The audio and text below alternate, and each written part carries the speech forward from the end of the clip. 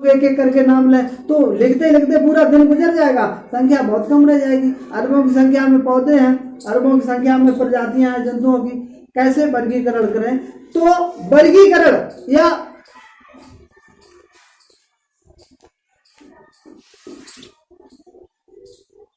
वर्गीकरण इनके जन्मदाता या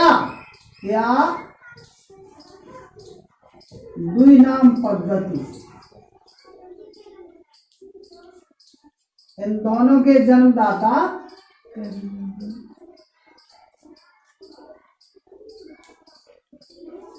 कैरोलस लीनियस यही थे। इन्होंने शुरुआत की थी द्विनाम पद्धति की और बताया था द्विनाम इसमें क्या था? पहला नाम वंश,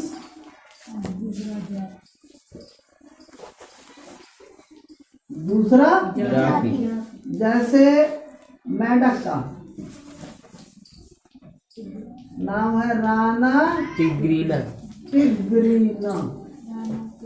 ये हो गया वंश और ये हो गया जाति।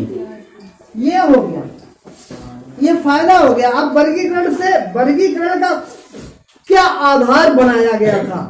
कल वाला याद है कुछ? वर्गीकरण का आधार क्या था? क्या आधार बनाया गया था जिससे जंतुओं को अलग किया, पौधों को अलग किया? याद है कुछ? पहली क्या था आधार? वर्गीकरण का आधार ये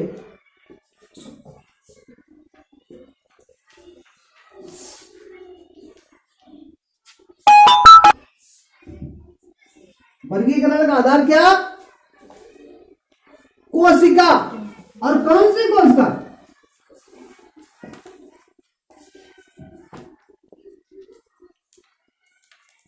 जिससे हमारा शरीर बना। बाकी तो 55 लाख 45 लाख कोशिकाएं होती हैं, वह कोशिका जिससे हमारा शरीर बना, चाहे जंतु का या पौधे का, वो ही कारक बना, वो ही कारण बना, कारक बना, जिससे हमें, जैसे उस जो कोशिका है उसने पौधों को बनाया, पौधे हो गए। हम लोगों में उनका शरीर स्त्री का बना दिया, स्त्री पुरुष, वो कोशिका कारक थी। दूसरा क्या था?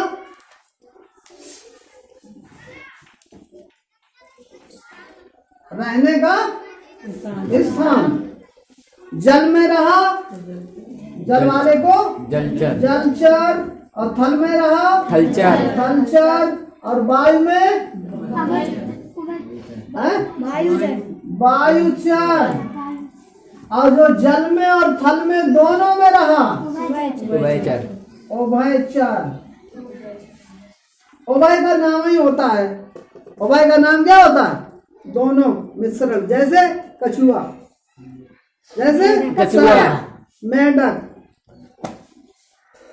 और मेंढक हो गया, कछुआ हो गया, सर्प हो गया।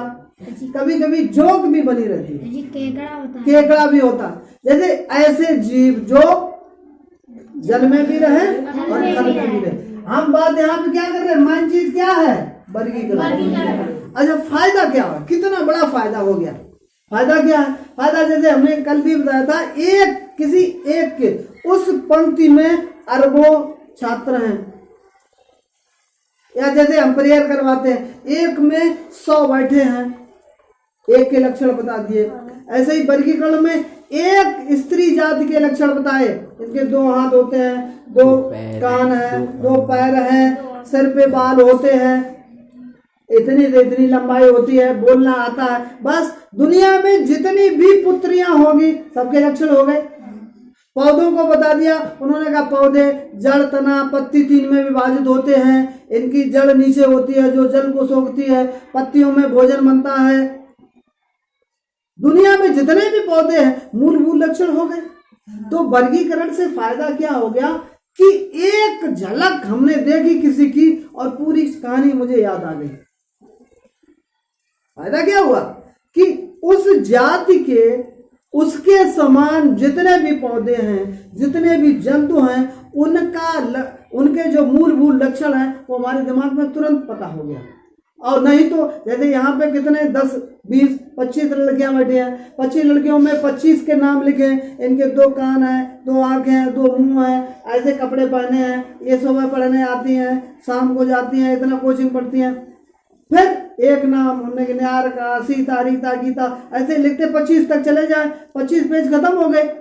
हमने क्या किया कि एक पेज में ही सबके लक्षण कर दिए, और दुनिया में जितनी भी लड़कियां थी उनके मूल लक्षण उसी में आ गए। तो वर्गीकरण मेन प्रश्न कहाँ पे आता है कि वर्गीकरण के जन्मदाता कौन थे? Carolus linear. वही है, क्यों आवश्यकता पड़ी?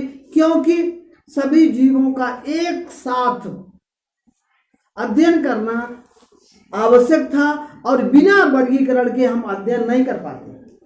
यहाँ पे पौधे का लिखें, फिर जीव का लिखें, फिर जीवों में भी मनुष्य का लिखें, फिर कुत्ते का लिखें, फिर बिल्ली का लिखें, फिर आ गई घास, धूप घास आ गई, फिर पौधा आ गया, फिर गेहूं आ गया, ये खिचड़ी, अध्ययन हो ही नहीं पाता।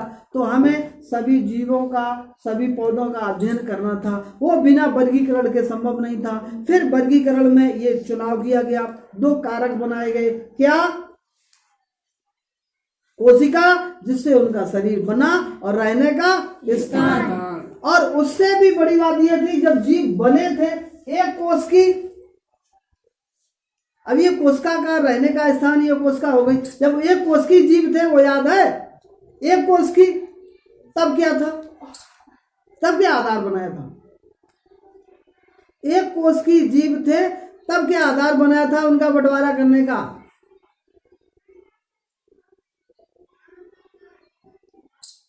याद करो, याद करो, हमें भी नहीं मालूम है?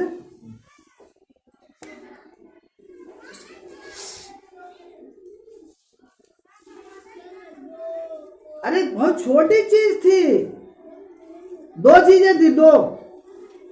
उसमें केंद्रक था या नहीं था, दूसरा उनमें विभाजन होता था या नहीं होता। बस 2 ही पॉइंट थे। केंद्रक अगर होगा तो उसका मतलब उसमें जीव द्रव्य होगा, जीव द्रव्य भी जीवन का भौतिक आधार होता है, यानी कि आगे संतान बढ़ाने की उसमें क्षमता हो गई। अगर उसमें विभाजन हो गया, पौधे की कोशिकाओं में अगर विभाजन नहीं होगा तो पौधा नहीं बढ़ेगा। बस यही मेन पॉइंट, बार बार यही पूछे जाते हैं। कौन? इनके माता पिता कौन है, जन्मदाता कौन है, ये वैज्ञानिक तो रटा होना चाहिए। अभी हम टेस्ट देने गए तब भी एक प्रश्न इसी पे आया था। जीवन पर्यंत चाहे जिसका टेस्ट दो, ये जो चैप्टर है इसमें से आएगा।